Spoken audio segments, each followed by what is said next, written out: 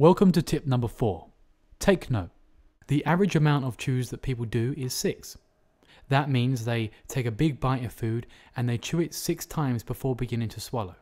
Now, I'm sure that that is an exaggerated statistic, but that is one that I've heard by a very respectable scientist. So, if that's true, what does that mean? Well, it means that you don't break down the food effectively in your mouth. So you get big lumps falling into your stomach. Then your stomach has to work harder to really break down that food so that you can extract all the nutrients in it. Then it goes into the digestive system, and the digestive system, if it's in big clumps, can't quite utilize all of the macro and micronutrients, all of the vitamins and minerals effectively. So really, digestion does start at the mouth. It does start at how you effectively break down the food so that you can utilize that into your body. So the suggestion I'm going to give you for that is to chew until your food is paste. So I know a lot of people say chew 50 times or 20 times or 560 times, and that's all good and well, and that might be relevant, but really it depends on the food you're eating. So highly fat food like nuts is going to take a longer time to really break down and digest. Food like protein and meats, that might take, again, a longer time than it would if it was just basic fruit and vegetables. Okay, so really I want you to chew it until it's a paste in your mouth and then swallow. This will also help you to really explore the flavors. But the major benefit you'll get from it is you get all of the nutrients, all of the vitamins and minerals will be extracted and effectively digested. It will also lessen the likelihood of you having any digestion problems. So any buildup of gases, any intestinal discomfort. Even if you have irritable bowel syndrome, this could help with that too. As well as chewing, I want you to actually think about the state that you're in when you're eating.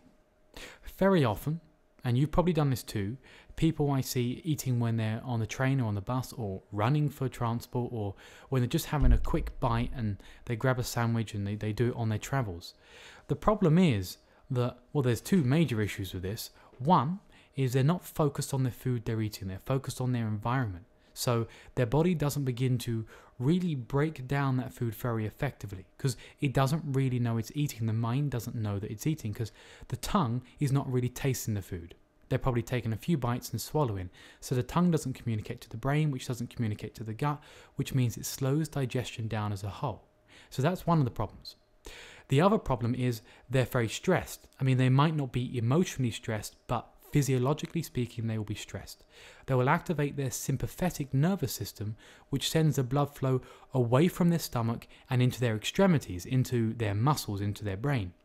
If there's no blood flow in the stomach, then the stomach can't work. It can't digest. It can't build stomach acid. It can't begin to churn. So pretty much that food just sits in your stomach and ferments.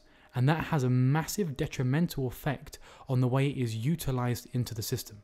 Also has a detrimental effect on the comfort and the effectiveness of your bowel and your intestines. So it's very important for you to actually sit down in a calm and relaxed environment and give your attention and your time to the food that you're eating.